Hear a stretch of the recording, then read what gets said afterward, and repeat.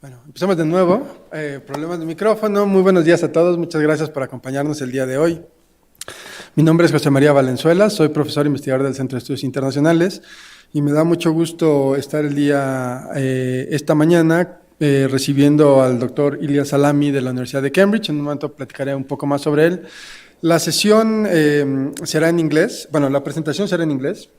Pero siéntanse, no tenemos traducción simultánea, siéntanse con la confianza de preguntar en el idioma que quieran y si es necesario traducimos sin ningún problema.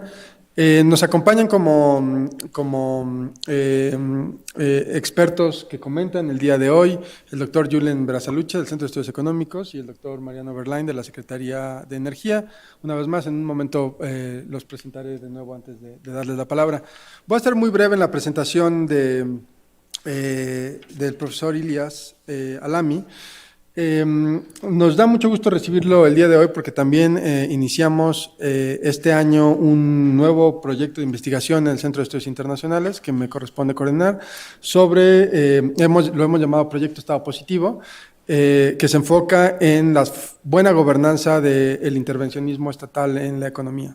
Dimensiones como cómo hacer mejor planeación económica, cómo hacer mejor planeación energética, cómo coordinar el sector público-privado, son temas en los que todos los que están aquí en la mesa y ustedes en la audiencia han discutido y conocen.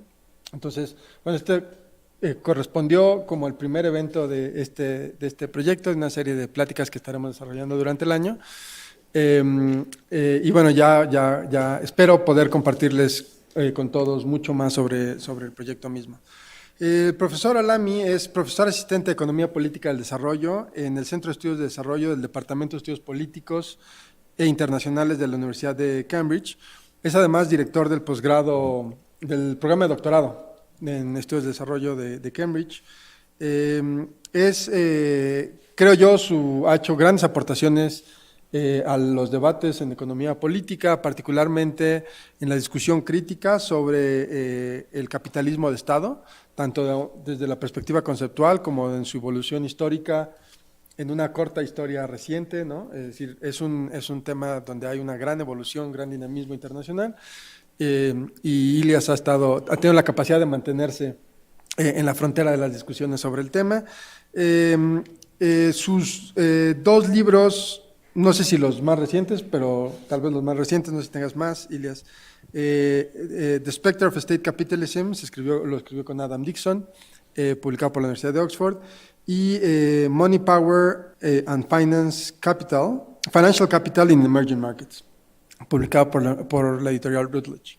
Entonces, dicho lo anterior, el día de hoy no nos va a hablar de capitalismo de Estado per se, pero sé que será uno de los temas, es un tema importante en su presentación, sobre la industrialización verde en el sur global. Digamos, en estas condiciones de subordinación financiera y en una situación de geopolítica turbulenta. That said, Ilyas, I've made a very brief presentation of your work, so please go ahead and introduce your most recent research.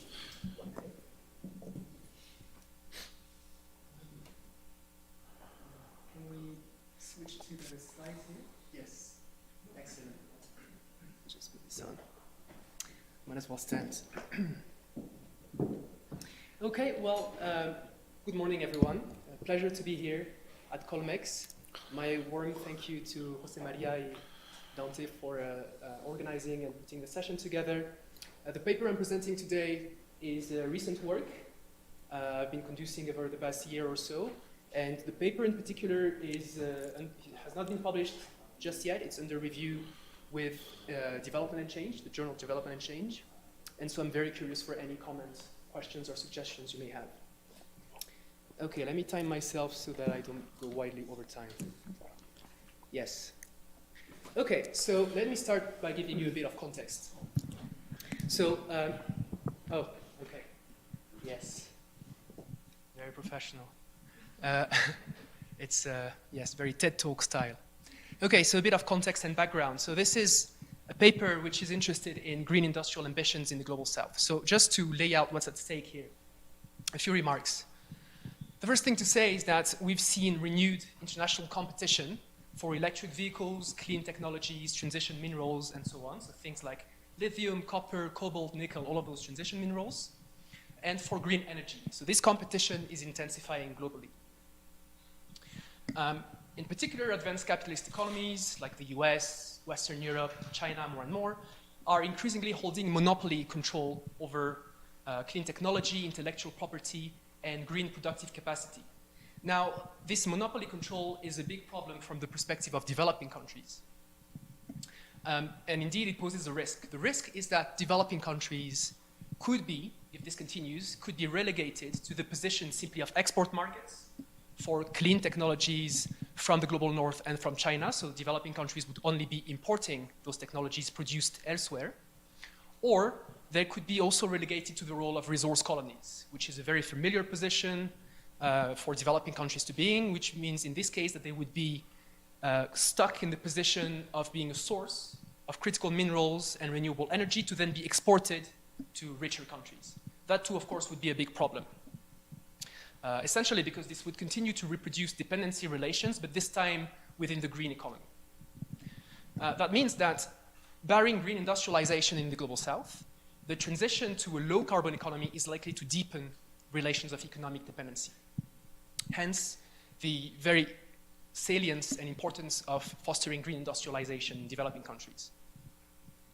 So in short, green industrialization in the global south is not only about creating jobs, upscaling manufacturing, greening industry, and ensuring environmental sustainability, which are objectives which are also the objectives of the global north. But in the global south, there is also a question of self-determination and sovereignty. So without significant green industrialization, there could be a risk of enduring dependency and therefore, undermining national self-determination and sovereignty in developing countries. So those are the stakes. Now, just to illustrate the dominance of richer economies in the green economy, this is a chart which shows the clean technology manufacturing capacity by region. And as you can see, Europe, North America, and China, so in blue, so light blue, dark gray, and orange, those regions and countries control the lion's share of the world's knowledge and capital-intensive clean technology capacities. So we are already moving in the direction that I warned against in the previous slide. Another slide, even more recent this time. So the previous one was looking at 2021.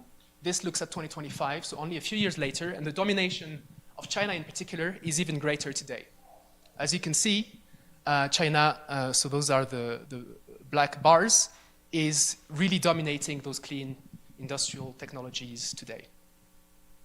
Okay, so the other issue here is that financing those green industrial ambitions is really expensive in the global north as well, but in particular in the global south. And as I will explain in a second, in the global south, there's additional difficulties in terms of financing those policies.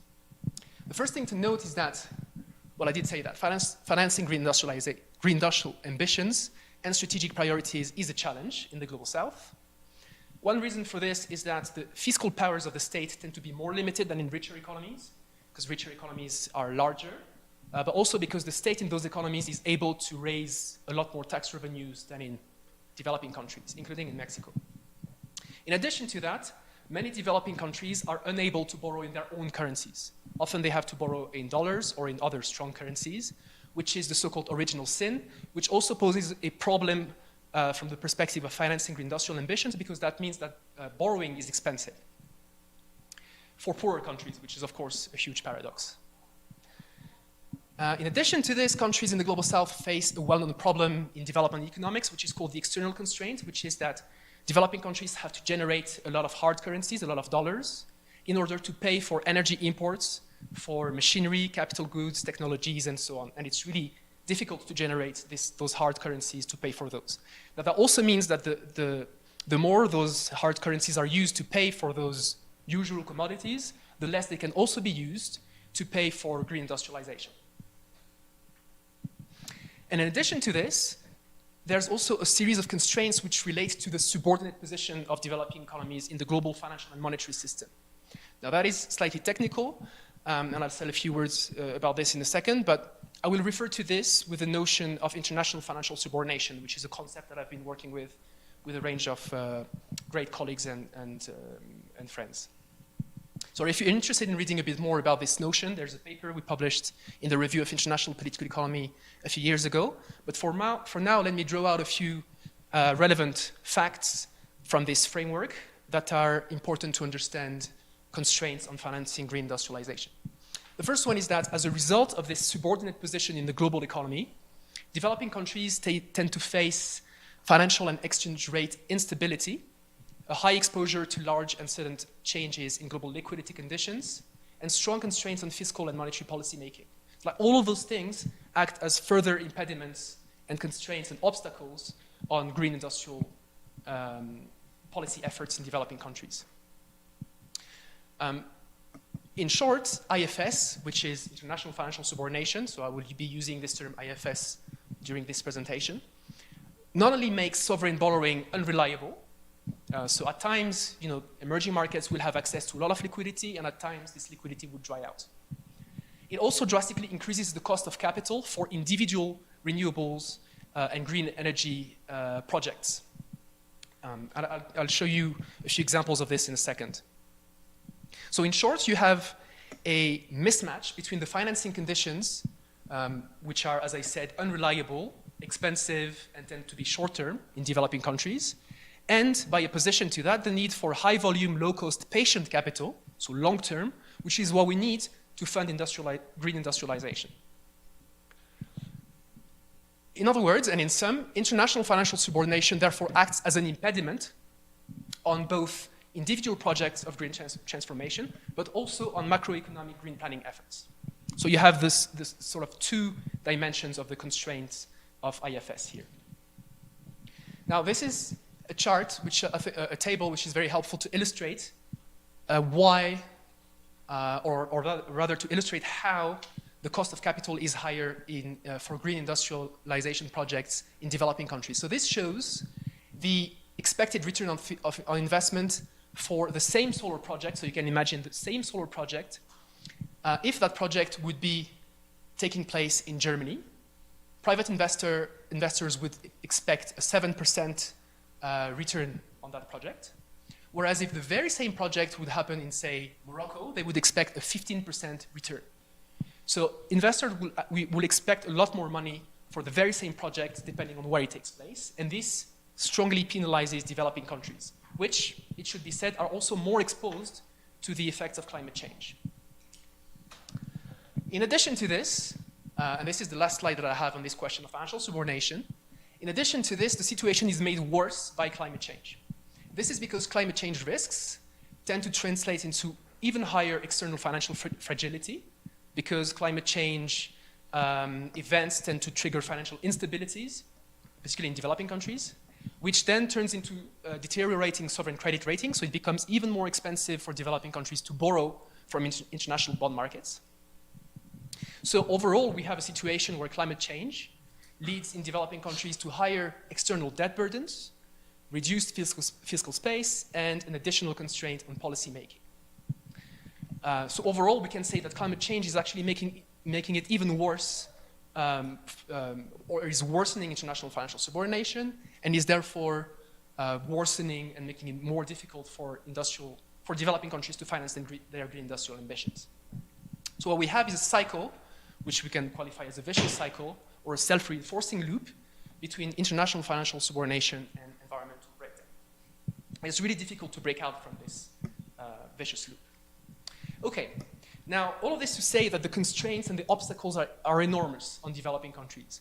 And yet, what we see, and what we've seen over the past 5 years or so, is a proliferation of green industrial plans across the global south.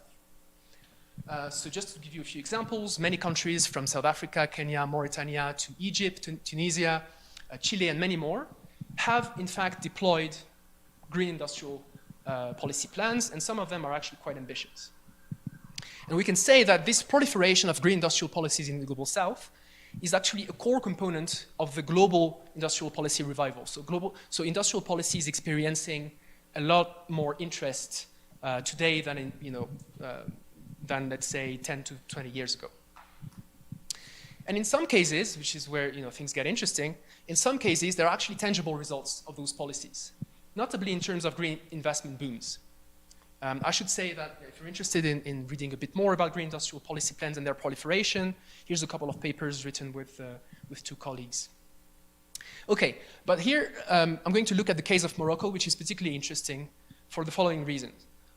The first one is that if we look at Morocco over the past 5 years or so, we can see that the country has experienced a very significant boom in green investment, to the point that the Economist is referring to the country as a new trade and manufacturing powerhouse. This is taken from the World Bank. Those two charts, they show the very sharp increase in foreign direct investment coming to Morocco.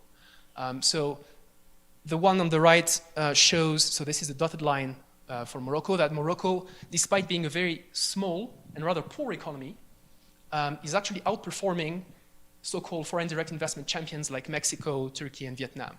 So this shows the volumes of foreign direct investment as a share of GDP, and as you can see, it has skyrocketed in Morocco over the past few years. On the left-hand side, you can see also that the share of total investment that Morocco's share of total investment in Africa has doubled over the past few years as well. So a very sharp increase in foreign direct investment. What's interesting too is that a lot of those investments are actually targeting the sectors that we would want to see targeted because of the green transition. So a lot of this money is going into renewables, green hydrogen projects, battery components production for electric vehicles. Now, to come back to the research puzzle, what I'm interested in understanding in this paper is how to explain the proliferation of green industrial policies in developing countries, despite the enormous financial constraints that I talked about at the beginning of the presentation. And secondly, how do developing countries then finance those green industrial ambitions under those strong constraints of international financial subordination? So those are the two sort of research questions that I try and address in the paper, and which I'll sort of address in what I have left in terms of my time here. So the core argument I'm making is that developing countries are trying to finance those green ambitions by experimenting with three strategies. The first one is that they engage in so-called new experimentations in state capitalism. The second one is that they are doubling down on the Wall Street consensus. And thirdly, they are engaging in poly-alignment strategies. So in my presentation, I will give you a short overview of each of those strategies, and I will illustrate with the case of Morocco. What's interesting, and the broader point here is that Morocco is an interesting example from which to reflect about the broader trends. What I'm going to say is about illustrating with the case of Morocco to speak to a broader set of strategies which are adopted by a very wide array of developing countries.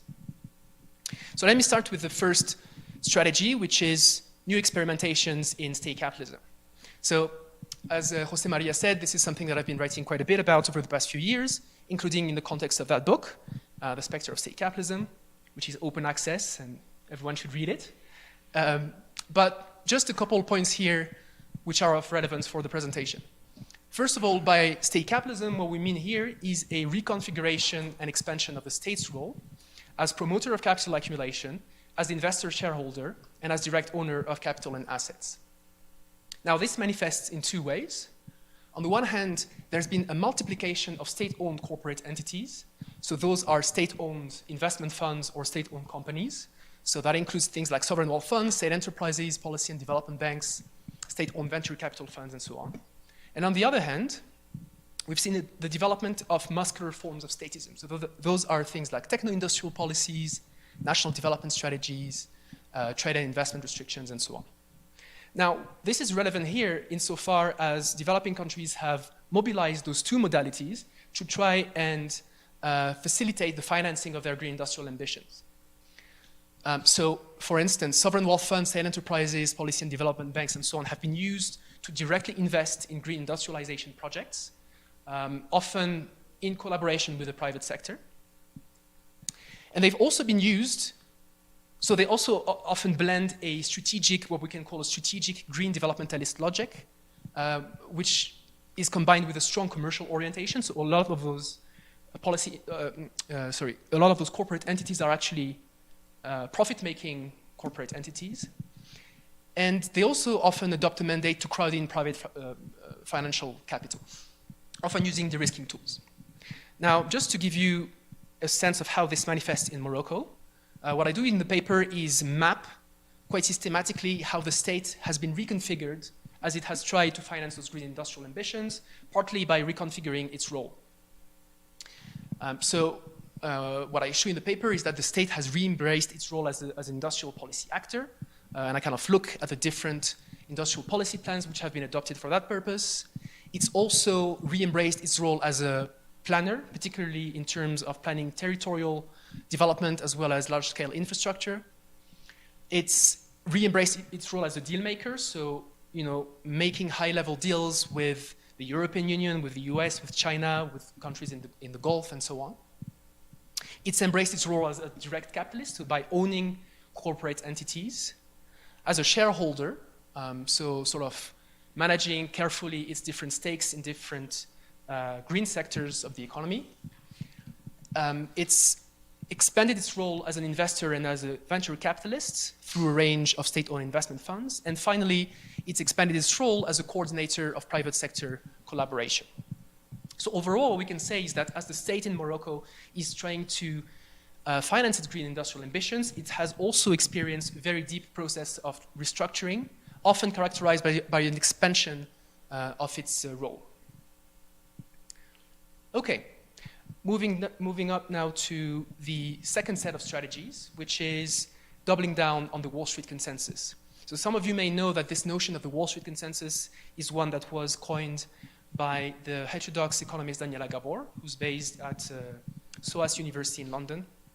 And essentially what she means with this notion is that countries are further opening and liberalizing their domestic financial systems. They're trying to re-engineer securities markets and to deepen their integration into the global financial system. Now, the point of doing that is to try and attract more external finance into their economy. They also try and do so by creating liquid tradable assets, including infrastructure-backed securities, to make it easier for international institutional investors to purchase local bonds in green industrialization and infrastructure projects. Now, the idea here is that they would make it easier for international investors to move their money in, but also out if they want so. In addition to this, public funds and occasionally state-owned corporate entities, such as the ones that I just mentioned earlier, are used to de-risk energy infrastructure and green industrialization projects in order to further crowd in private investors. So there's a lot of complementarity between this strategy and the previous one I mentioned, which is experimentations in new state capitalism. Now, the objective here is to, as I said, make it more attractive for the private sector to step in. And to do that, what those interventions aim to do is to alter the risk-return profiles of particular green projects. So either to diminish the risks, to again attract investors, or to make it, or to increase the rewards, so to make it more profitable for investors to come in. Okay, so illustrating this strategy again in the case of Morocco, we can see that the Moroccan state has been very active in this space. Just a few points here. First of all, the Moroccan state and the Moroccan central bank are gradually moving towards a rather orthodox macro-financial policy framework, which would be characterized by a fully floating exchange rate, an open capital account, and a conventional inflation targeting framework, which is not the case at the moment. So for a long time and up until today, the Moroccan state and the central bank have retained control of the exchange rate, which is fixed on the basket of currencies, which are the dollar and the euro. And gradually, the central bank is liberalizing its currency, again with the effort of attracting investors. Likewise, the capital account is not fully open in Morocco, but here too the plan is to gradually transition towards an open capital account to attract foreign investors. And this, of course, is presented as key to attract external climate finance for green industrial ambitions. There's another ambitious plan, which is to position the financial center of Morocco, which is Casablanca Finance City, as the first climate financial center in Africa. And so here, the strategy is to deepen local capital markets, including for climate finance and for green bonds. There's also been a very ambitious new investment charter, which is a big reform to make it more attractive for international investors to come in Morocco. So that consists in tax incentives, public subsidies, public guarantees, and so on.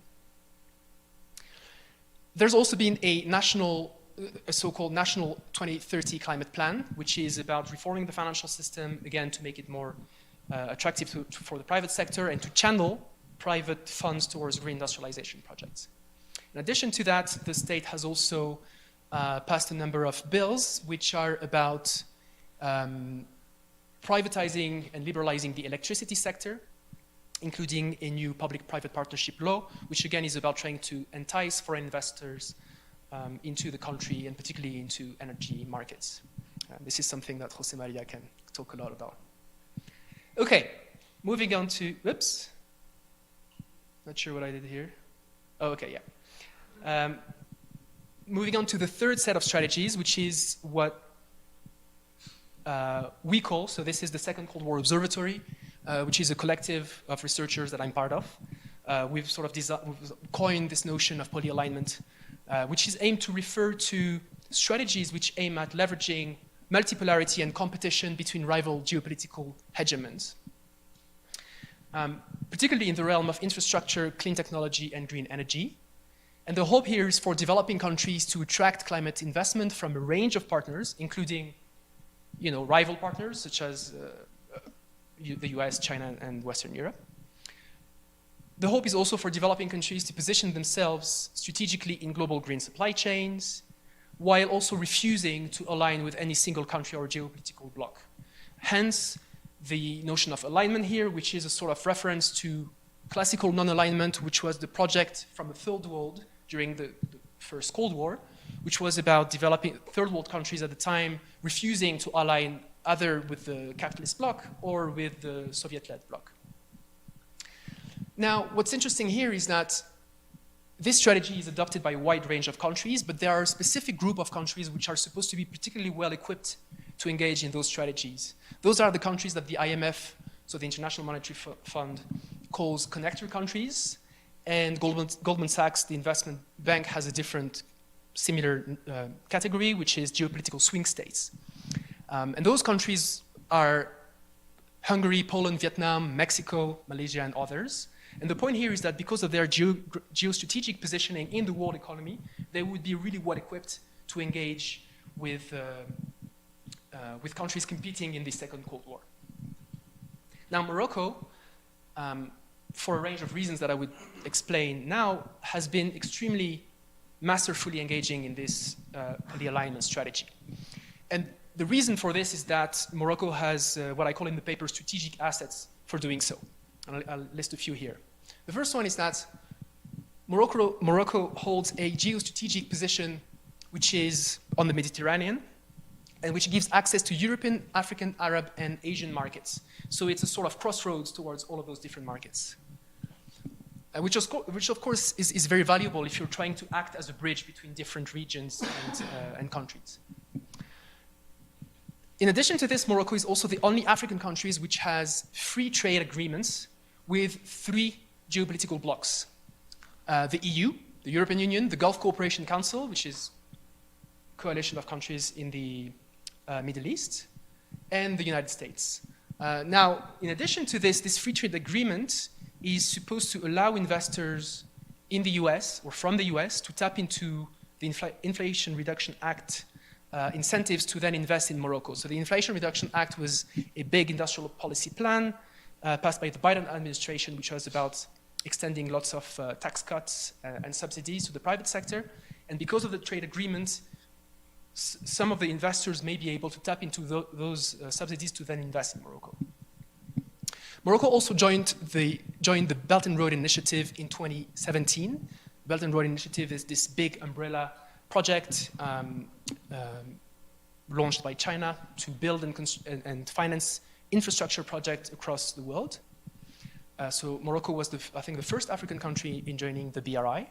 And it has also established several bilateral trade and investment treaties with China. So as you can already see, Morocco is trying to play on all of those levels. In addition to this, Morocco is lucky to be sitting literally on abundant strategic, natural resources for the green transition. So those include things like phosphates, cobalt, but also solar and wind. It's got also an abundant and cheap labor force, including skilled workers with university education, as there is an explicit state policy to compress the price of labor by repressing labor in Morocco. So labor is heavily repressed. There's a lot of laws which are very unfriendly to labor, including restricting trade union freedoms and worker rights. And this is essential to continuing to be attractive to international investors. Another strategic asset here is that Morocco, in fact, for a couple of decades before the present, sort of race for the green transition, had actually already been invested in connective infrastructure. And so it has a pre-existing industrial cluster of export-oriented firms, which are really well integrated into European supply chains. Finally, it has a sophisticated logistical and infrastructural network, as well as free trade zone, and some of this is illustrated on the map that you can see in the bottom left there. So the port of Tangier is in fact not just one port now, but a very sophisticated network of special economic zones and free trade zones, as well as connective infrastructure, and this is now the first container port in Africa by volume. Now, all of those things have been very helpful for Morocco to engage in this polyalignment strategy. So this is to illustrate the presence of very important strategic minerals in Morocco, particularly cobalt and phosphates. In terms of cobalt, in terms of cobalt production, Morocco is ranked 9th globally. It's the second largest producer after the Democratic Republic of Congo. And in terms of phosphates, Morocco is actually the world leading producer. And it holds 70% of the world's reserves. Okay. Yes. I think I'm doing okay on time. So in addition to, the point here is that Morocco not only have those strategic assets, the state has been also very agile in mobilizing those assets to engage in strategies of polyalignment. So one thing that it's been doing is continue to develop strong relations with its so-called strategic traditional partners, so countries like France, Spain, other EU powers, but also by deepening its role as a key regional security ally for the US. It's also at the very same time expanded its ambitions to develop its relations with emerging powers on the African continent, but also, of course, China and the Middle East. It's also taken advantage, and this is where there's an element of luck and contingency, it's taken advantage of the energy crisis in Europe, partly triggered by Russia's brutal invasion in Ukraine, which has, in a sense, created an opportunity for Morocco to then position itself as an energy hub for Europe. So as you know, many European countries were dependent quite heavily, like Germany, on Russian gas. And so after Russia's invasion of Ukraine, there's been this rush to try and find alternative sources of energy, and Morocco has presented itself as a reliable alternative in that respect. Moreover, the Moroccan state has also played hardball, so to speak, tactics on migration.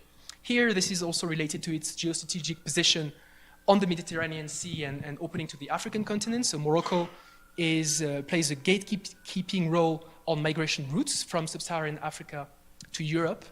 And so the Moroccan state has weaponized its gatekeeping role, basically by saying to the EU, well, we're going to open the door to migrants to go to Europe unless you give us some concessions, including in terms of green investment.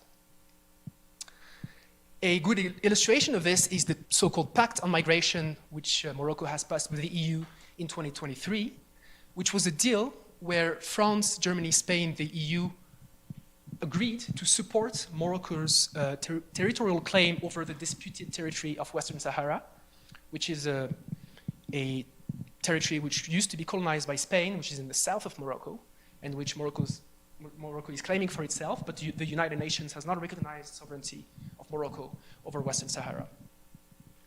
But in addition to this, as I said, the Moroccan state has managed to extract concessions in terms of green investment in Morocco. Okay, so just to illustrate the success of the polyalignment strategy, so this is a picture of indeed a deal which was passed with the EU, where Morocco has become the first external partner of the EU of the EU's Green New Deal. This is a picture of a high-level deal negotiated with the Chinese. This is a picture of a high-level deal negotiated with Qatar, particularly in the realm of global finance, and to position Casablanca as a financial center in Africa. This is a deal negotiated with the Americans to position Morocco as a privileged site of investment in the African continent for American firms. This is a green hydrogen deal negotiated with the Germans. And this is a sort of strange megalomaniac deal negotiated with French and British firms, as well as Saudi firms, to produce green energy in Morocco and ship it to the UK via an undersea electricity cable. Okay, in the interest of time, I'm going to skip this slide. Yes, okay, so what I'm going to argue now is that indeed those three strategies have actually delivered quite tangible results in Morocco. As you can see here, this shows this, on the left-hand side, the stock of foreign direct investment by sector in Morocco. And on the right-hand side, you see the flow of those investments over the past year. Now, what you can see on those two tables, on those two charts, is that the sectoral composition of those flows has changed. So a lot more FDI is going into industry than previously, which suggests that the state has been successful in attracting investment indeed in industrial sectors, which is what you would want if you're trying to have an industrialization strategy. Now this shows, so I showed you this earlier, but this shows indeed that the volume of investment has drastically increased in Morocco over the past few years. In fact, announced greenfield investment have quadrupled, and targeting a range of sectors which are particularly interesting from the perspective of the green transition. This here shows that there's been a geographical diversification of the investors investing in Morocco. Again, suggesting that the poly-alignment strategy has been quite successful. As you can see, the composition of investors is now more diverse than it used to be. And the big other here is, of course, China.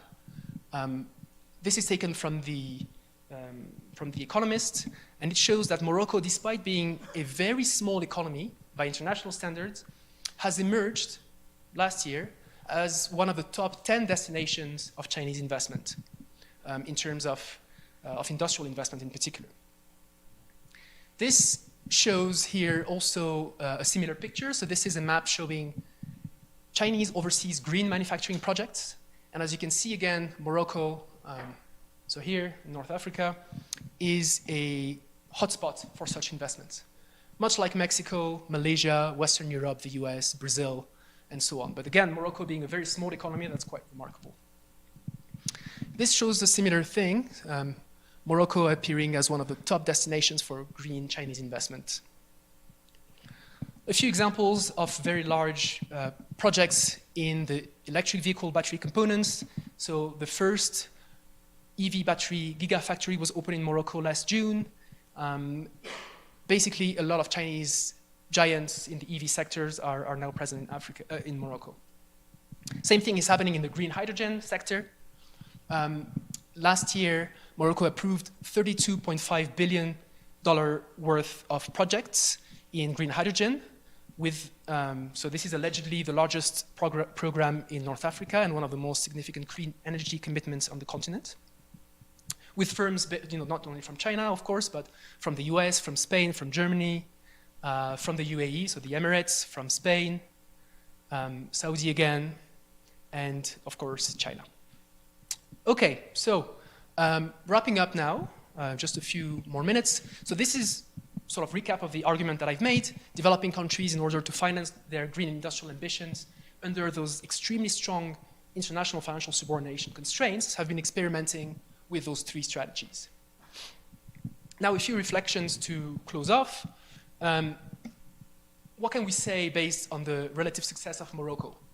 Well, indeed, there is some relative success in terms of attracting a lot more external investment in green sectors than there had been in the previous period.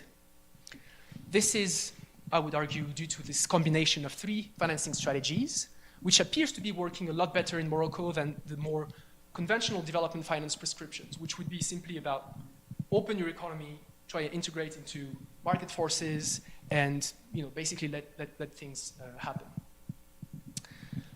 And I would argue that this is because those strategies actually focus a lot less on simply or purely scaling up external financing from international institutional investors, which again is one of the core prescriptions of institutions like the IMF, the World Bank, and so on, and a lot more on attracting greenfield investment from manufacturing and energy corporations in new productive forces. So it's about attracting international financiers, but also international industrialists.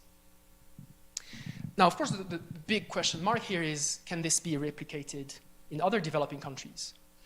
And there's reasons to doubt that this can be the case. On the one hand, Morocco's success clearly relies on a set of highly contingent factors, such as its geostrategic positioning. But also, there's something perhaps even more fundamental here, which is that when multiple developing countries engage in the same strategy at the same time, including in terms of reindustrialization, where there's a risk that they would be cannibalizing themselves. So there's a risk that the success of some, in this case Morocco, would be at the expense of others. And indeed, if we look at the green hydrogen sector, we can see, as I argued earlier, there's been quite some success in Morocco. But of course, the question is, can other countries in the region, such as Egypt, Kenya, Namibia, all of them are trying to achieve the same thing. Well, can they achieve success when Morocco is indeed being successful here? Another example here where Morocco has been less successful is when BYD, so this Chinese giant in terms of electric vehicle batteries, has actually chosen to open its Gaga factory in Hungary and not in Morocco. So again, that shows that the success of some is perhaps necessarily at the expense of others. The second thing that perhaps we can reflect a bit upon here is, okay, Morocco is attracting a lot of investment in green sectors, but what form of reindustrialization does this lead to?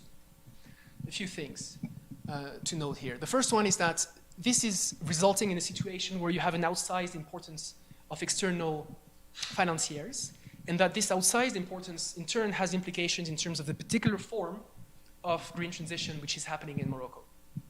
And in particular, there's a risk that green industrialization is taking a form that is particularly extroverted, so that it serves the needs of external partners rather than domestic needs, that it remains quite technologically dependent. This is very well observed in Morocco, which is importing a lot of solar panels from Africa and is only producing a very, very small share of the solar panels which are deployed in Morocco.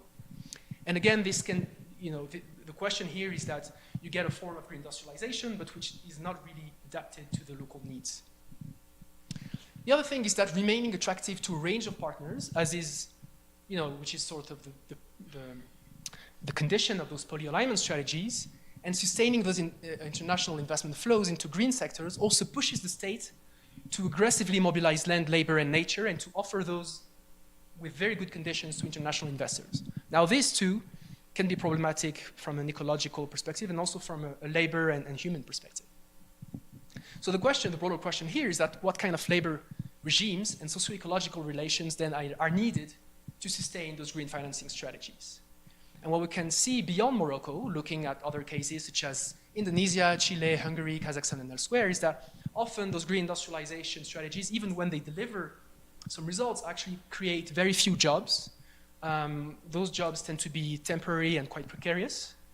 There's a lot of labor repression, which, as I showed earlier in the case of, as I mentioned earlier in the case of Morocco, is actually very important in order to continue attracting investment. Often that involves a lot of indigenous dispossession. So in Morocco, a lot of the land which is earmarked for solar projects and green hydrogen projects is in fact collective pastoral lands. So those people are being dispossessed of their land to make room for those projects. And in the case of Morocco, there's the additional political difficulty, which is, as I said earlier, the Western Sahara territory is actually where most of the green industrialization projects are taking place. According to Western Sahara Resource Watch, which is an NGO monitoring human rights abuse in Western Sahara, 81% of the land earmarked for renewable energy, green hydrogen, and ammonia is actually in this disputed territory. Okay, final slide, 4 tentative arguments. In conclusion, the first one is that state power is being reconfigured in the global south as developing countries are experimenting with those three new financing strategies to fund green industrial ambitions under conditions of international financial subordination. The second thing is that the very act of navigating those strong constraints may lead to lopsided patterns of green industrialization that minimally contribute to self-determination. A good example here, again, in the case of Morocco, is that Morocco, and you can see this on this map, largely as a result of climate change, is under extreme hydric stress. Water is becoming rarer and rarer, while most of those green industrialization projects actually require enormous amounts of water. So we have a very paradoxical green industrialization pathway happening here. Thirdly, what's happening too, and there's a lot more of this in the paper, I didn't say too much about that in the presentation, but just a couple of words. One is that, and this is about power and class relations in Morocco, far from disturbing the status quo, and despite the financial constraints that I discussed today, the emerging green economy in Morocco actually offers an opportunity for dominant elites to further consolidate power and influence in Morocco. Now, this may appear as sort of perhaps expected by some of you, but you need to remember that the promise of the green industrialization, or the promise of green industrialization is that it's going to create jobs, that it's going to be democratic, and that it's going to be, that the gains will be widespread. Well, that's certainly not what's happening in Morocco. And what's interesting too here is that the royal family, and the monarchy in particular, is emerging as the leading green capitalist in the green economy.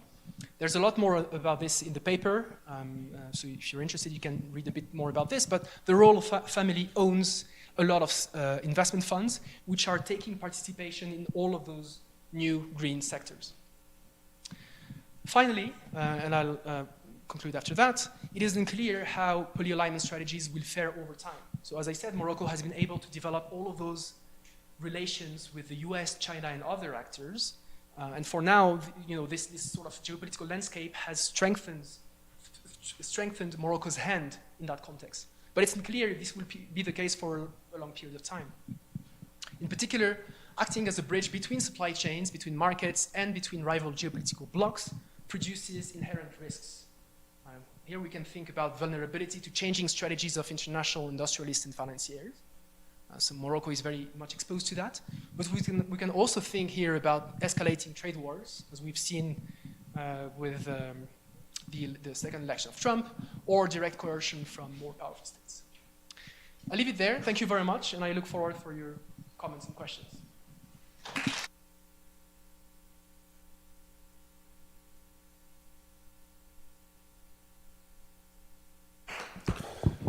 Thank you, Ilias. It's been a fantastic presentation. La sesión es de 2 horas, así que habrá tiempo suficiente para preguntas del público. Pero primero vamos a tener los comentarios de Julen y de Mariano. Empezamos, si les parece bien, por Julen. El profesor Julen Berasaluch es doctor en Economía por la Universidad Autónoma de Barcelona y su trabajo sobre política industrial y modelos de desarrollo es muy interesante, en particular porque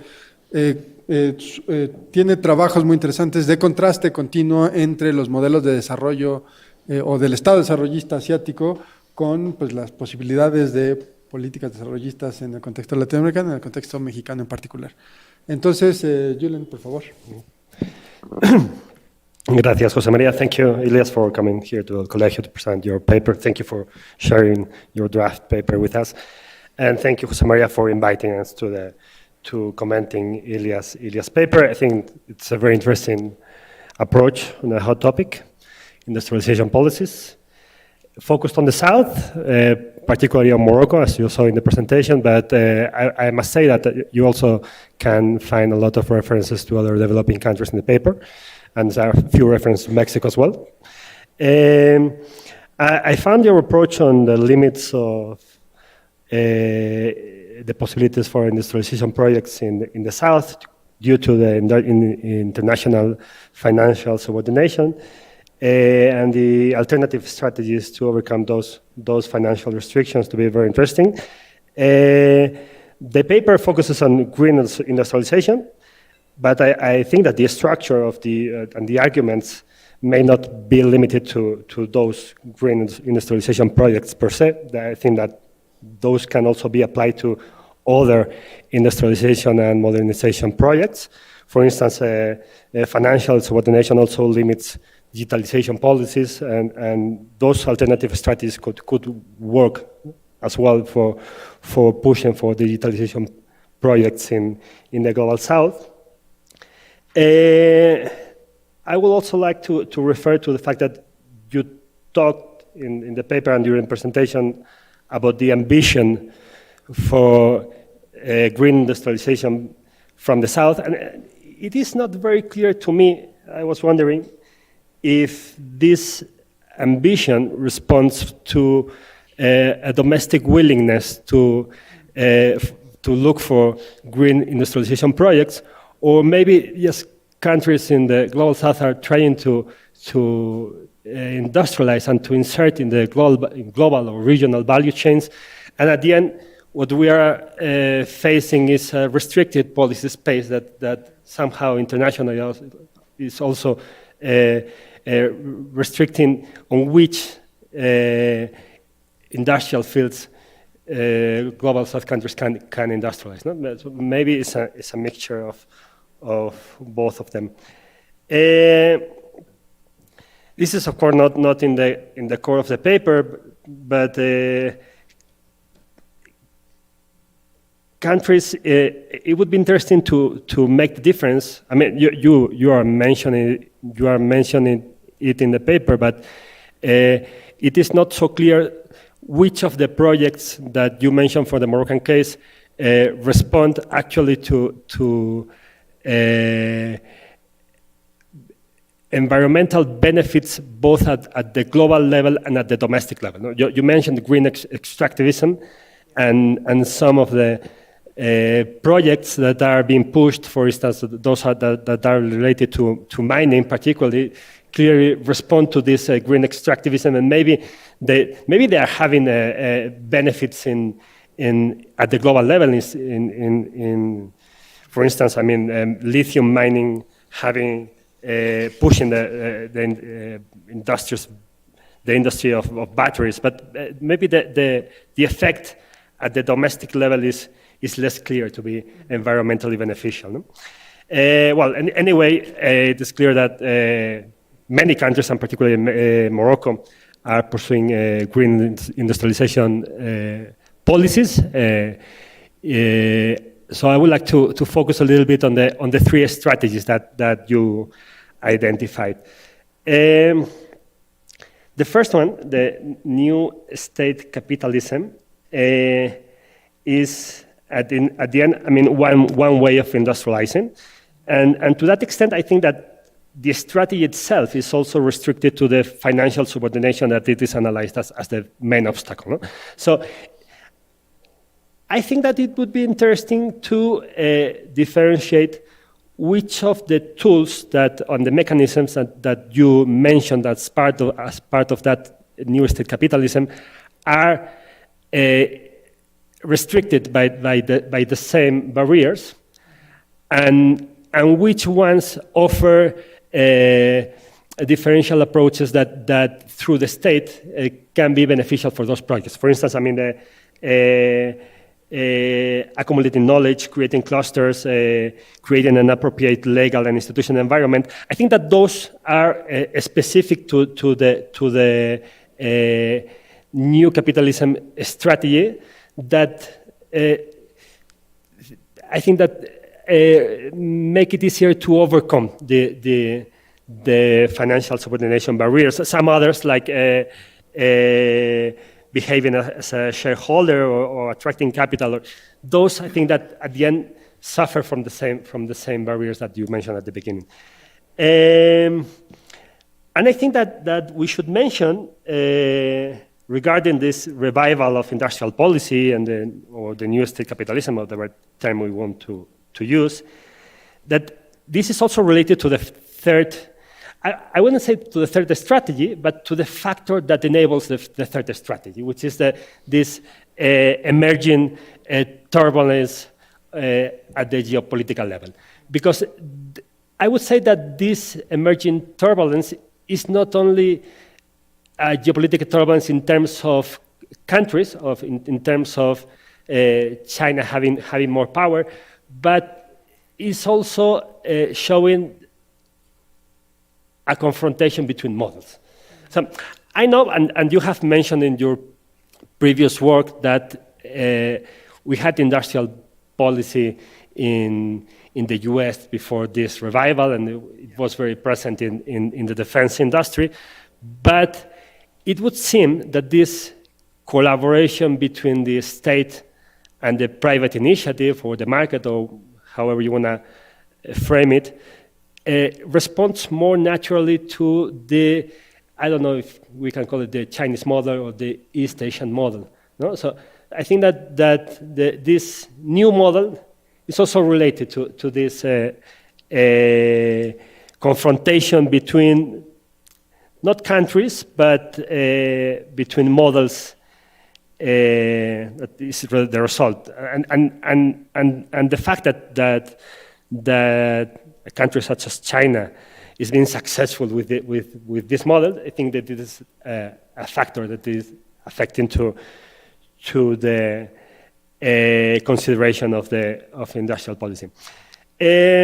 So second, on the tools that are related to this Wall Street consensus, I think that we should mention that these different tools, either if they are directly subsidizing or even if we consider de-risking strategies, I think that they have important distributional effects.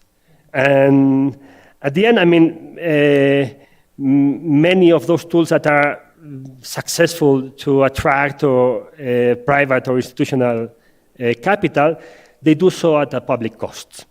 And the distribution of the benefit is not obvious. As you mentioned in the case of Morocco, it is the elite that is involved in this project, and the creation of labor is not very meaningful, neither in terms of quantity or the quality of jobs that are being created. No?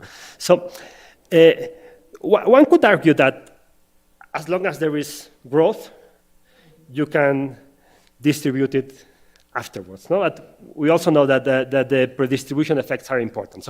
So I think that is one dimension that one should take into account regarding this second strategy. And the third topic that I would like to introduce for discussion is related to this third strategy, to the polyalignment strategy. I think that you recognize that at the end of the presentation that you're not so sure on the replicability of the strategy, and you are very cautious on that. And I think that is actually the case. I mean, it's very clear and very well explained for the Moroccan case, and you mentioned on some other examples, Hungary, Vietnam. I don't remember if Turkey was also included, but I think that could be also an example. It is less clear to me if that is a strategy that a country such as Mexico could implement. And it's kind of surprising for me that Mexico is identified as a swing state. No? Yeah.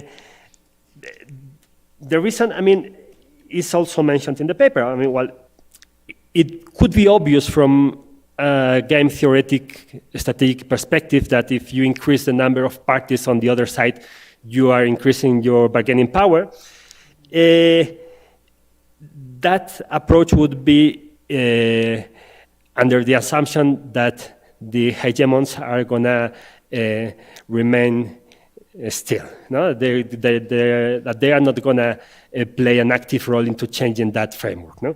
You mentioned in the paper poison pills that, I mean, for the recent cases of Vietnam, Cambodia, and Malaysia, that the U.S. is including in the free trade agreements with those countries, to avoid that those countries engage in agreements with third parties, particularly with China. I would also add Mexico because I mean the USMCA, for instance, restricts the possibility of signing an FTA with a non-market economy, which I think is a very clear reference to China. But also, for instance, right now we are observing that Mexico is increasing its tariffs, and the government has argued in favor of the benefits of increasing those tariffs domestically. But I would suspect that much of that is coming from attending to Donald Trump's demands, either directly or indirectly. No? And I think that the issues that, for instance, in this case, the US may not only use the carrot, but may also use the stick. No? And I think that a reference of that, we can relate that, even if it's not directly related to the green industrialization, we can find an example of that very recently in Venezuela. Venezuela with very different objectives related to oil industry and most possibly not trying to modernize its industry, but just trying to look for the survival of the regime. But I would say that the connections between the Venezuelan regime with Chinese investors in the oil industry was a major factor in provoking the military intervention of the US in Venezuela.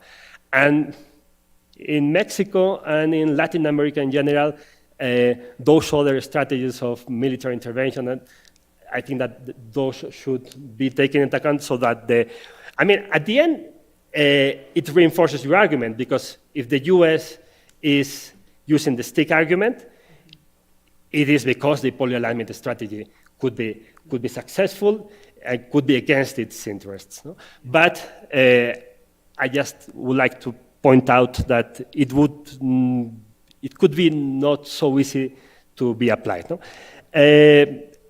Anyway, thanks for the opportunity to engage in these dialogues, and thanks for sharing with us those important ideas on green industrialization. Muchas gracias, Julian. Thank you very much. Le damos la palabra al doctor Mariano Berline, que es director general de Desarrollo Tecnológico y Acceso a la Energía en la Secretaría de Energía, pero además tiene un trabajo académico muy interesante. Es doctor en energía, ingeniería de la energía con especial en economía de la energía, y su trabajo académico se refiere al desarrollo de cadenas de valor, incluidos específicamente las cadenas de valor en tecnología solar en México, que es evidentemente uno de los puntos más interesantes para discutir. Así que con eso, Mariano, please, go ahead. Muchas gracias. Bueno, en primera, agradecerles la invitación a José María. Es la primera vez que hago este tipo de cosas, entonces espero que sean un poco benévolos con los comentarios. Thank you very much for the invitation. And I just want to point, I make the structure based on the structure of the paper. So for the first part of the paradox of green industrialization under financial civilization, I think that the central argument of the text is the paradox that despite the severe constraint imposed by international financial civilization, or IFS, as you said, countries in the global south are actively deploying ambitious green industrial policies. This raises the question of whether these policies represent genuine structural transformation or rather adaptive strategies operating within and potentially reinforcement to existing global financial hierarchies. So I think the central question is to what extent do financial hierarchies, to what extent do these policies challenge financial dependence or merely green it? So I think for me, it's the central question. For the second part of the paper that is related to the new state capitalism as a creative response and its limits, the text shows how the expanding use of state-owned enterprises, development banks, and sovereign investment funds enable the states to mobilize patient capital for green projects. However, this However, this strategy also invites critical reflection. Does this new form of state capitalism redistribute economic power and social benefits, or does it consolidate alliance between the state elites and private, including the transnational capital? So in the Moroccan case, the monarchy, as you said in the presentation, the monarchy's role as a central actor in the green capitalism raises important questions about distributional outcomes and democratic governance, and as you say, of the distributional effects. So for the third point of the paper, that is the solution or trap, the Wall Street consensus and green financialization. The dependent use of public and private partnership, blended finance, and the risking instruments is presented as a pragmatic way to attract private investment. Yet, the text invites debate on whether this strategy truly lowers the cost of capital in the long run, or instead exposes countries to greater financial volatility, investor dependence, and vulnerability to global liquidity cycles. So the question could be, can a green transition led by a highly financialized markets be stable or transformative? For the 4 points related to the poly-alignment and geopolitics, strategic agency or fragile balances act, I think that the concept of the poly-alignment is one of the most original contributions of the paper. So then Morocco is portrayed as a master poly-aligner, as you show us, liberating competition among rival powers to attract green investment. This raises questions about replicability. Is poly-alignment a viable strategy for other global South countries, or does it rely on exceptional conditions such as geography, political stability, and resource endowments? Moreover, what risks arise from navigating a green Cold War, marked by trade coercion and technological rivalry we are facing with the US and China here in Mexico? And finally, for the green industrialization and socio-ecological justice, the text highlights a fundamental tension between green growth and local socio-ecological impacts. So green industrialization in Morocco relies on the intensive mobilization of land, water, labor, and nature, potentially exacerbating water stress, territorial inequalities, and labor precarity. This raises a key question. So can green industrialization in the global south be simultaneously competitive, financially viable, and socially just? So I think that is my. Thank you. Gracias a todos. Some big questions there. So, Iles, if you're okay, maybe we can take some questions from the audience before you start commenting on replies to the comments that you receive or questions. I've already seen some hands in the panel. Yeah, we'll start with those three. Si quieres. Gracias, Juliet. Yo lo voy pasando ahora. Well, first of all, thank you very much, Professor Alami, for such a thought-provoking presentation, I would say. I have two questions for you, which have to do with durability under escalation. You know, it's very hard, as you have some of the other participants have pinpointed. It's very hard not to think about the geopolitical context of change that we are seeing nowadays. So I was wondering about how resilient is polyalignment if geopolitical competition hardens into more explicit bloc discipline, let's call it, for example, through sanctions or trade conditionalities or this type of clauses in trade agreements. So, and therefore, maybe a second question would be, at what point does being a connector country, as you mentioned, shift from a strategic advantage to a source of exposure to geopolitical risks? And that would be my question. So do you think this is a risk that we should be wary of? Thank you very much. Yep. Hi, thank you very much for your presentation. Carlos Cabrera from Futuro Lab and the Oxford, Mexico Industrial Policy Lab. I was just wondering if you can go a little bit deeper on the kind of industrial process that Morocco is undergoing right now. Because a lot of things that you were saying, we're recalling a little bit of the process that we saw already in Mexico, no? Like after the NAFTA process, no? That we saw a rapid increase of FDI and some kind of industrialization process that was based a lot on low wages, no, and low skilled workers. And you were saying, you mentioned that one of an important advantage of Morocco was this process. And I don't know if you can tell us about more which kind of industrial strategy is going on in Morocco, if another sectors are also put into discussion. Like if you have some conditioning to FDI, no, like technology transfer, are you building some kind of institutional capabilities as well?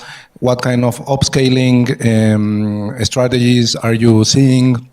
Like if you're thinking about, or they are thinking about national content strategies, some national linkages, like if you see this like a more complete industrial strategy, more like what happened in Southeast Asia and all the good examples that we know, or more like Latin American examples, I would say Mexican case as well, where the elites are profiting for low skilled labor, and we saw low national content development and national capabilities, national champions as well. Like how is the private sector in Morocco? Like the national companies are following up this process, or is more like FDI and the economic elites and the royal family are benefiting for these processes, or you see it more like a more complete process?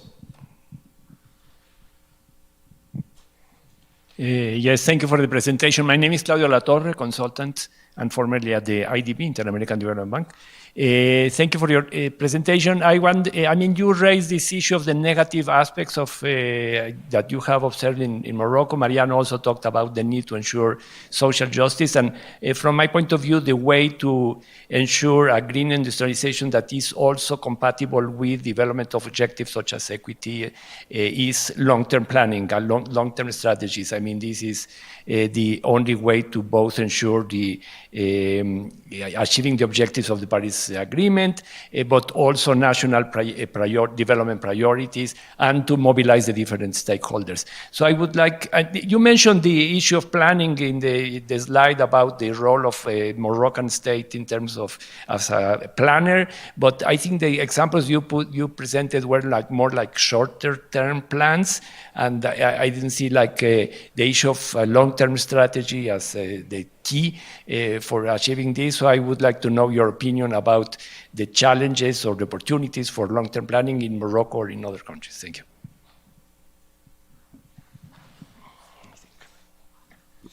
¿Hay más preguntas por ahora? Si no podemos... Sí, gracias, Claudio.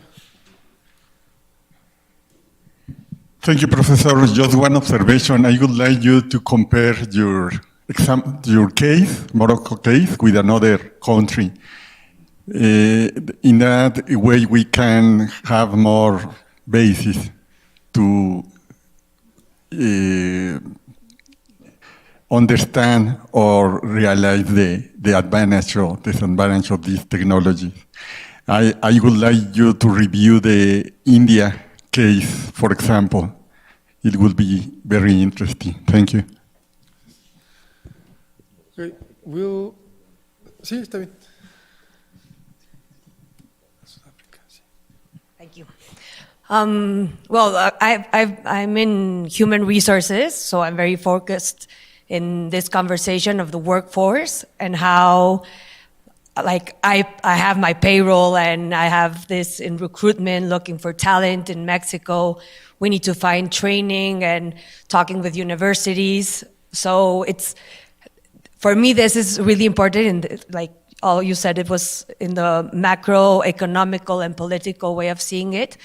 But then for me, it's how do all this great papers and information and science, technology, and everything behind it, is how do I take it to, well, in Spanish, materializarlo, that's strategies, as all you intellects do, to take it to the practice, and for next generations. No, I see, like, in this system, we are going forward, looking for, well, we're having also another revolution, which is in artificial intelligence.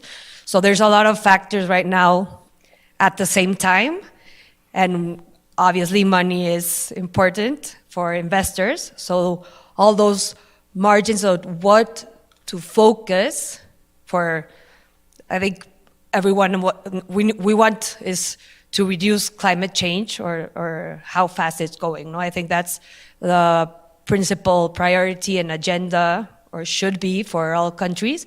And then you have all this. So if you could talk about this social impact in economy and politics in the world, it would be awesome.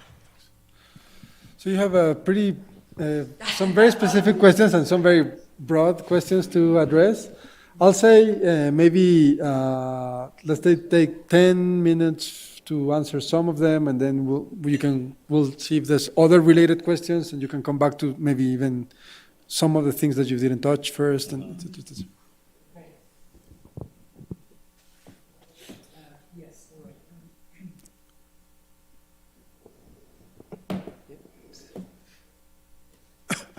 Okay, well, thank you very much for the very generous and generative comments, and for the great questions, all of which are very interesting. Obviously, there's a lot of them, so I won't be able to do justice to everything that was asked. But let me pick up on some of those, a few threads here. So, one set of questions is related to the whole strategy of polyalignment and the extent to which this might be sustainable.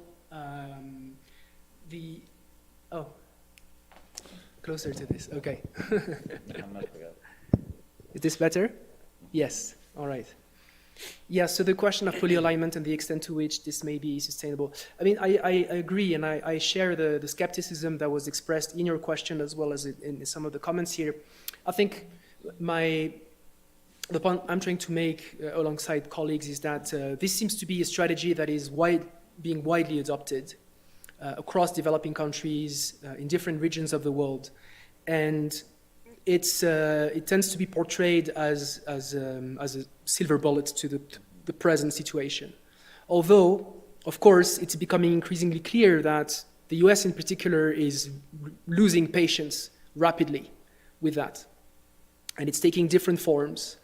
Of course, Latin America being perceived to be the sort of privileged sphere of influence of the US, you may have some very strong, if not brutal and violent, reaction on the part of the US to prevent the development of such strategies. In other regions, it looks a bit different. So you talked about poison pills in some South Asian countries. The question then is might those countries who are a bit further away from the US, might they still basically get through and get something out of those polyalignment strategies? I think the jury is out there. We will see. There's been some interesting reporting of, in Malaysia, where basically some trade officials quite transparently said, yes, we signed those poison pills, but we will disregard them. So there's different ways in which some countries might be able, the reasons might differ for that, but might be able to have a bit more leeway and room for maneuver as they negotiate those different pressures. But it is true that I think even those who had expected the US to sort of behave quite aggressively, of course, have been surprised with the violence of their reaction recently. So perhaps this is just a small window of opportunity that is even closing off. And it is also true that even the countries which might appear as being quite successful for some time, by engaging with these strategies, by developing relations with a range of partners, by deepening trade links and so on. I mean, this may in turn create new vulnerabilities. So I'm writing another paper with colleagues where we're trying to unpack a little bit all of the potential trade-offs and contradictions of those strategies, where what might appear successful in the short term might actually create some, short, medium-term to longer-term vulnerabilities and so on. But and the broader point too is that a lot of those strategies, unlike classical non-alignment, are used in a rather unilateral or individual way. So this is about individual countries trying to maximize their own benefits in this game and improve their relative position in this overall highly hierarchical structure of the world economy. And there's been some, grand statements of solidarity between developing countries or between Latin American countries and so on, but those have remained at the level of rhetorics.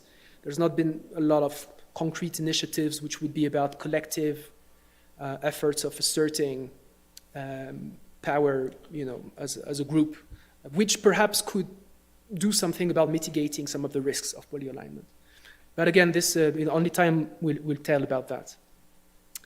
Okay, I'll try to be quicker on the other questions. Don't worry, don't worry. We have a lot of time. So. We'll have a lot of time, okay. Take your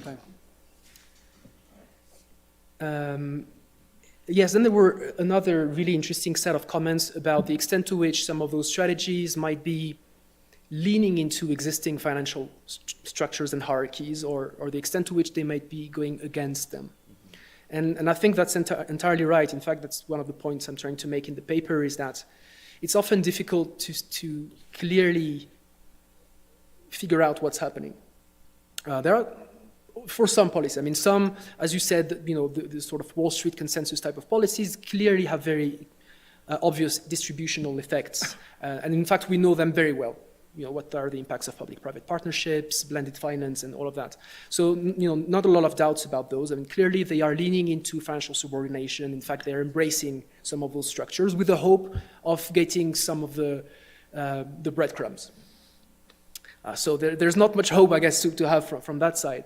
However, some of the other strategies are perhaps a little more interesting, the state capitalism stuff, although even that is a rather broad church and has lots of different things going on. Some strategies might appear as being a little bit more defying of the existing order than others. But overall, I agree with you that what's happening seems to be more of a mutation of those existing very strong structures rather than something that would be a lot more transformative. Which is, in a way, is kind of discouraging, but is also interesting because it does show that there is agency in there, and there's, I suppose, there's scope to do things.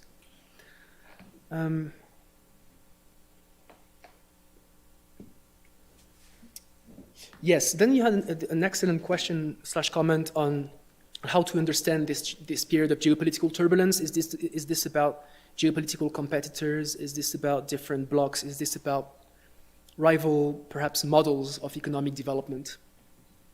And to some extent, I agree with this comment, but I also think that there are strong commonalities, even if we accept that there are also different models which are out there. And we have, I suppose you could have made the case quite convincingly for some time that, yeah, there was an East Asian model, which is now more best represented by China, and it's quite remarkable blend of planning and extreme capitalist competition versus a slightly more conventional, let's call it neoliberal, market economies and so on of the West or the US. But even, the Trump administration is using state ownership in all sorts of new ways. He's using tariffs very aggressively and so on. And so the idea that those models were kind of stabled and neatly defined is collapsing a little bit. Doesn't mean that they don't exist and that there's no value or virtue in trying to outline them or outline their contours, but it seems that, in fact, perhaps as a result of this geopolitical competition, the models are actually under strain and are forced to adapt or even to mimic each other. Yeah, anyway, so I think at this point it's just tentative thoughts rather than a compelling answer. Yes, another set of questions were around the nature of this green transition happening and the extent to which it can be competitive, transformative, and socially just. I mean, I think that's an excellent way to put it, and a difficult question. I think so far it's very little of those things. So I mean, it is competitive in some places. Clearly, China is the obvious example here, where it's managed to create extremely competitive industries in those green sectors and so on. But is it socially just? Absolutely not. It is transformative in the sense that it's transforming industries and perhaps economies, but it's not transforming modes of production or perhaps deeper things about societies and how they function and so on. So it's, within the energy transition literature, there's an interesting concept, which is that we're not in a period of transition, but addition in terms of energy systems. And perhaps this is something that is also applicable to the economy in general. Like some things are changing a bit, but they are sort of adding to the existing state of things. And often, in fact, and this will speak to another point which was made about existing power relations and class configuration and so on. It seems that the disruptive effect of those technological and green transitions is, in some cases, leading to the sort of assertion of new actors. I mean, clearly, big tech in the US has emerged as a tremendous political actor because of the economic power that it concentrated in the first place. So here, digitalization and all of that has offered the conditions for the emergence of this class, and it's quite assertive exertion of power.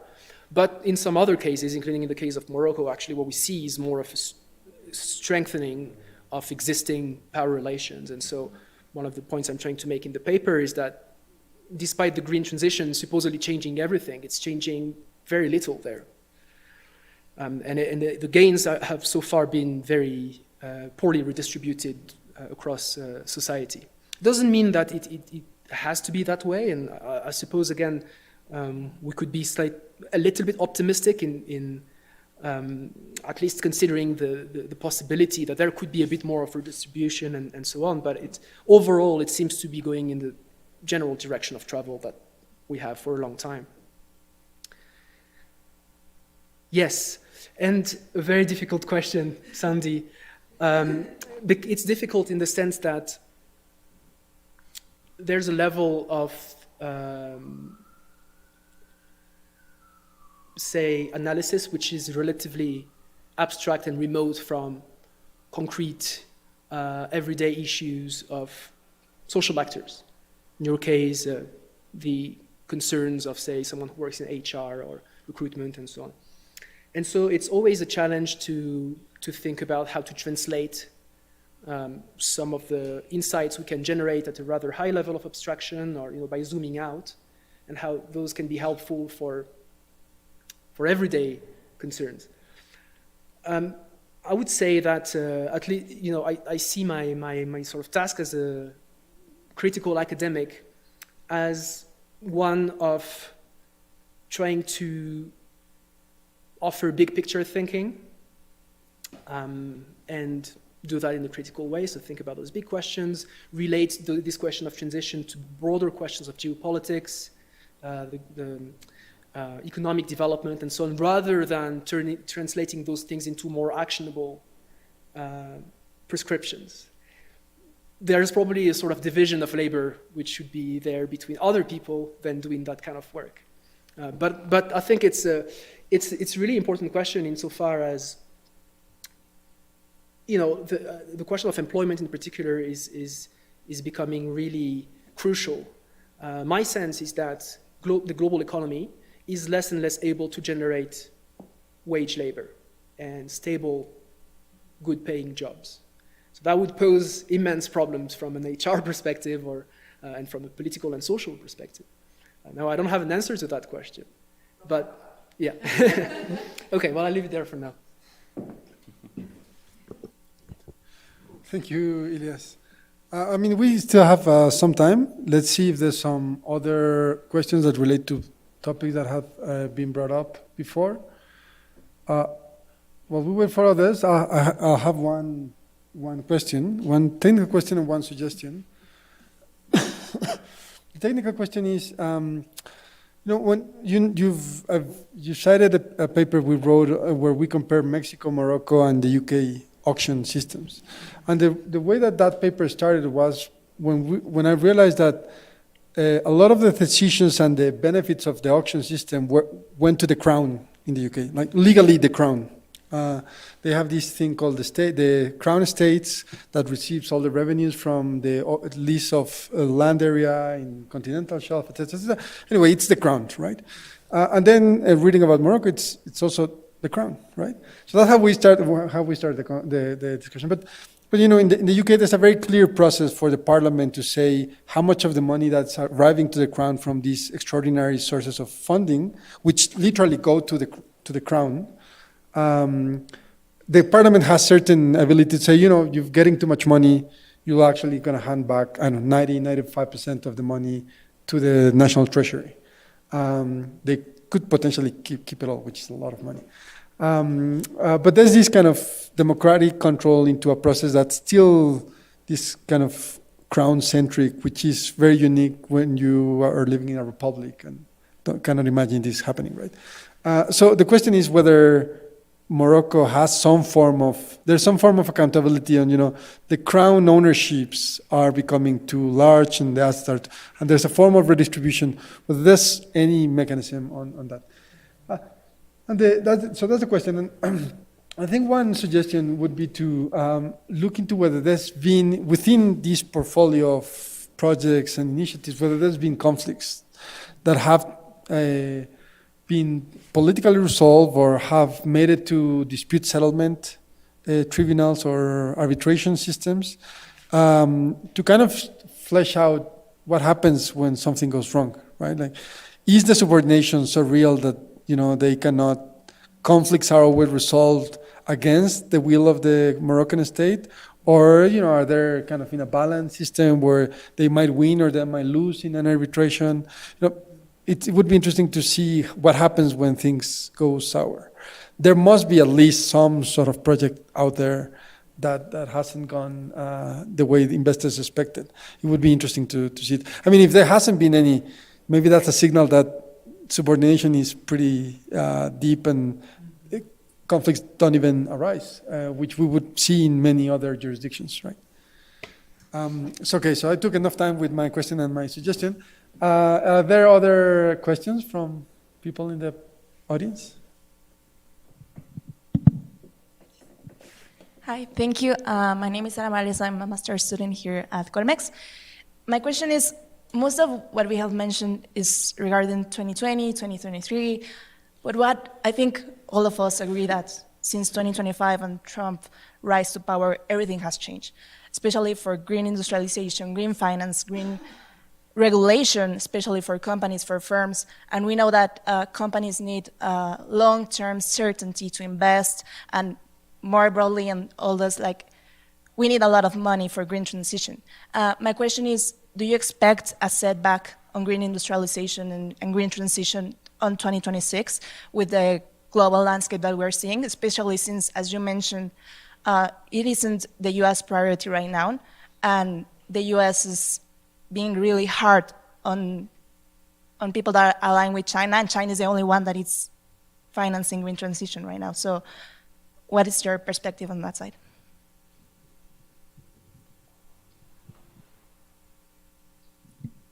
Yep.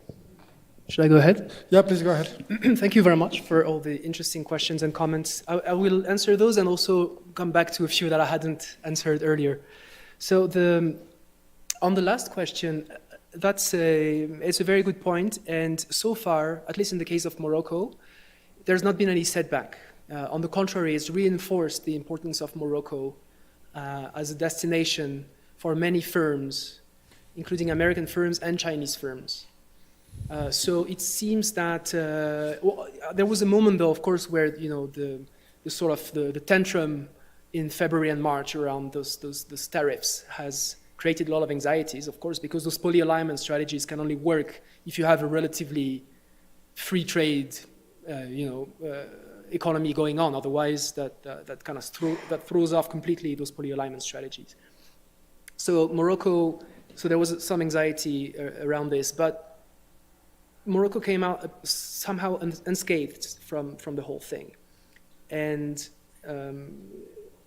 yeah, in comparison to, say, Mexico, which we were discussing earlier, which is really close to the US and under enormous pressure to put in place tariffs and foreign investment screening mechanisms and stuff like that, it doesn't seem, to the best of my knowledge, that's not been the case in Morocco. But it might be a matter of time, who knows? So, so from that perspective, you know, there's not be, I expect that things will continue like this in 2026, except that the world economy is not doing well at all, and it might be doing even poorer soon. Perhaps if the AI bubble bursts. Now that would create a massive problem for a country like Morocco, which is a small economy trying to be open and trying to attract a lot of international investors, because those investments will stop. And those which have been promised will not materialize. So there is some strong vulnerability here as well. Yeah, so on the question of accountability of the crown and the question of conflicts, I mean, this is one I have, if this is recorded, this is one I have to answer carefully. In Morocco, the crown is a very peculiar institution, which is at the core of an institution called the Makhzen, which is, let's say, the power block. And it has enormous power. It dominates the economy, it dominates the political system, it dominates culture, it dominates everything. And part of this domination also operates in very untransparent ways.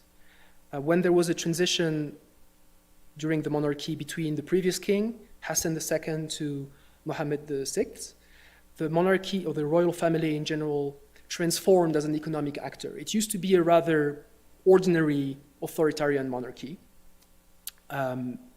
or dictatorship even, and it turned into something a lot more Western friendly, from, you know, in an outward looking way. But the economic role has changed a lot as well. So the royal family, through a range of holdings, most of which are quite opaque and with lots of shell corporations and so on, is invested in multiple sectors of the economy, including now the green economy. So there is very, very little accountability as to what's going on. And so that's from a societal perspective, from say an economic or from the perspective of other firms and investors and so on. I mean, they know that in a way that for foreign investors this is a good thing, because no one there is challenging the king. So that solves somehow the dispute question. And the monarchy is very favorable to international investors.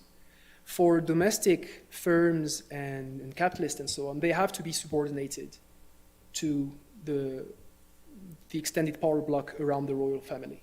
Okay. Otherwise, they cannot exist. So that also sort of answers partly your question. Okay, back to a couple of points that I haven't addressed earlier. One is about the nature of industrial policy. Quite frankly, this is something that I need to look at in a more granular way, but overall, I would say that this is something that looks a lot more what has been done in Latin America in the 90s. It's rather light touch industrial policy. A lot of it is about incentives rather than sticks. And it's, yeah, so, and it's about also, it's about offering attractive conditions, both in terms of labor, land. There's lots of very accelerated processes now to just offer land to public lands to, or crown-owned land to international investors. There are some sectors though where there's perhaps some more interesting things happening, and we were briefly talking about this in the sector of solar, where there's been an attempt at fostering a bit of technological transfer, and in the wind turbine sector as well, where there's been some attempts, which I've been hearing have been moderately successful via local content production rules and things like that, at encouraging some form of technological transfer. But I would say the broad orientation is rather is extremely market friendly and leaves a lot of leeway to the private sector. However, the paradox or rather the counterintuitive aspect of all that, and this I say a lot more in the paper than I said in the presentation, is that despite this, the state has managed to retain quite a good degree of coordination and strategic planning.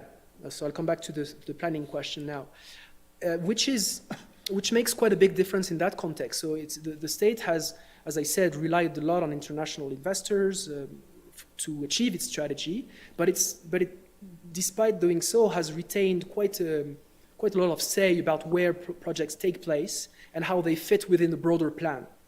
However, this is a plan that remains relatively short-term or medium-term, and which is essentially about, identifying broad sectors and orientations, but is not very directive at all, and it is not about planning on the long term at all either. So there is a strong limitation in that respect in terms of the planning efforts.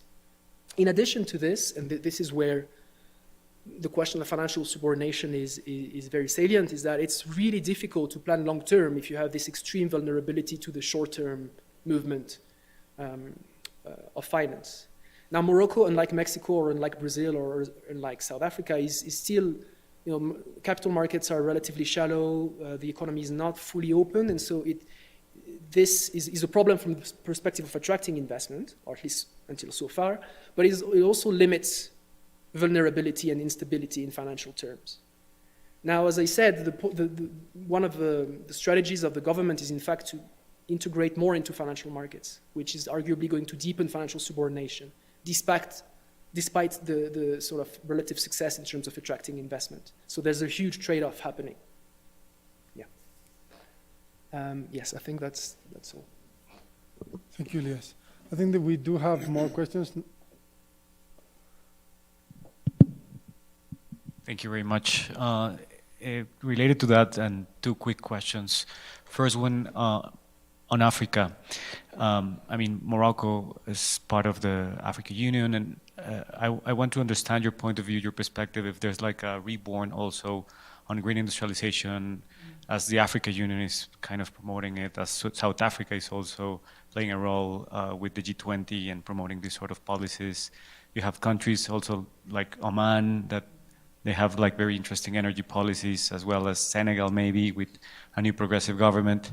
What is the role of Morocco in this kind of, if there is a new wave of African green industrial strategies, and if they see a role of the country or their foreign policies on this? And the second one is, as the conversation is about financing, I think we didn't hear a lot about the fiscal structure and the fiscal policies of Morocco.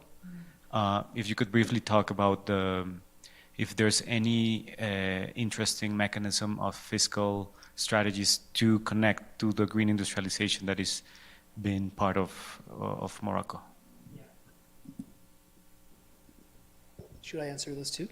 Yes, please. I'll just ask a point of contrast from Luis' first question, which is that, for example, in the auto industry in Mexico, which we think of a North American industry, super interconnected, et cetera, ultimately there's been some very interesting linkages from Central America feeding into the Mexican market that links to these rather larger automotive. So I guess that maybe there's something interesting in terms of those backward and forward linkages that might be or might not be happening with other regional economies.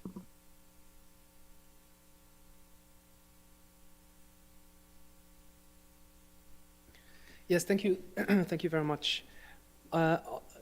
Great questions. On the renewal of industrial policy in Africa,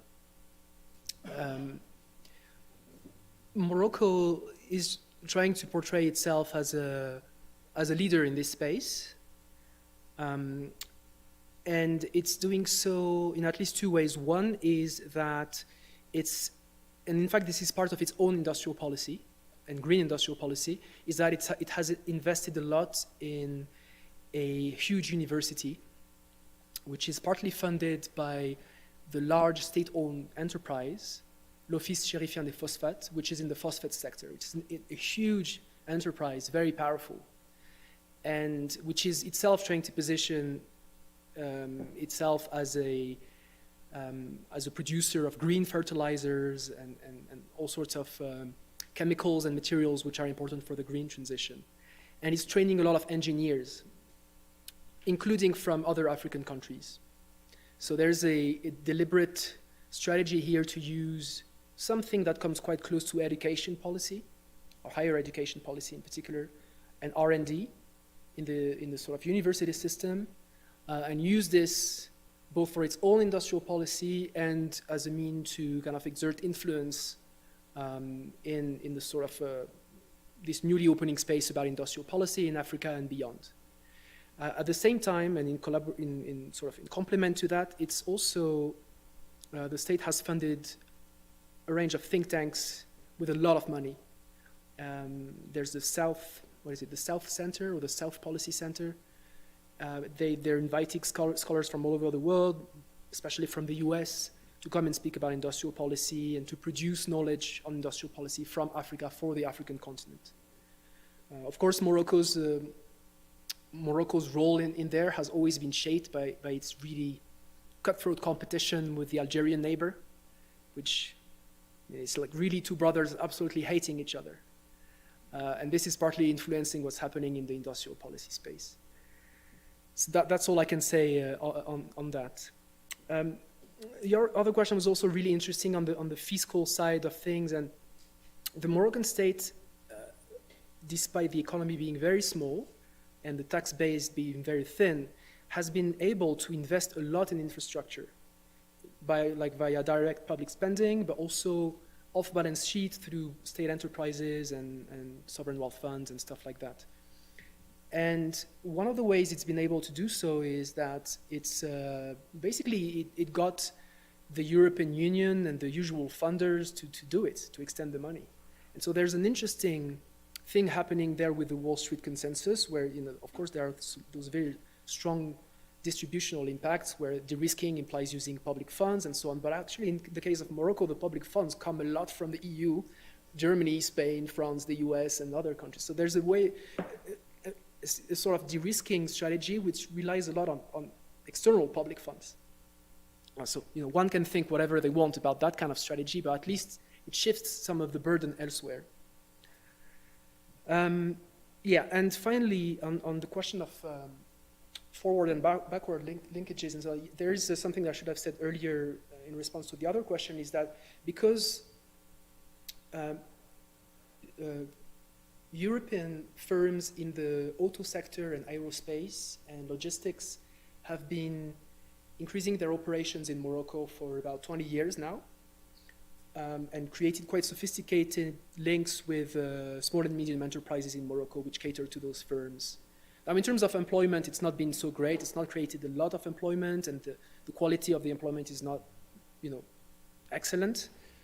However, now this is proving to be a sort of asset given the turn to this green industrialization strategy. So one of the objectives is to use this existing cluster auto parts, auto equipment, components, and so on, to also do a lot more EV battery components. So there is this connection, this explicit attempt at leveraging those linkages and deepening them, and so on. And this, I think, is quite strategic, and is perhaps a bit more interesting from an industrial policy perspective. Thank you. Thank you, Elias. Are there any other questions from attendees? ¿Alguna pregunta adicional? I think this has been a very productive session. It's very interesting paper, very interesting work, very interesting discussion. I want to thank everyone today, to Julen, to Mariano, and especially to Elias for being here today at Colegio de Mexico. Thank you everyone who attended the session, and anyone looking at the YouTube stream online, alive, or the recordings later on. Thank you everyone. This is it for today, and let's hope to have other sessions like this in the future. Bye.